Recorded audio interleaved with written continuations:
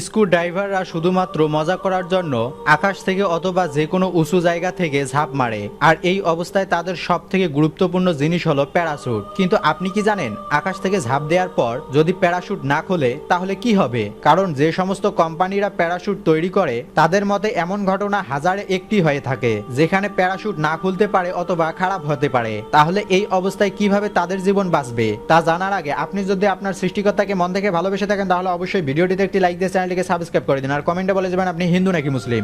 Sky diving করার জন্য প্রথমে প্লেনে করে আকাশে নিয়ে যাওয়া হয়, তারপর 350 কিলোমিটার উপর থেকে নিচে ড্রাইভ মারে। যদি কেউ বিনা প্যারাশুটের ঝাঁপ মারে তাহলে তার মৃত্যু অনিবার্য।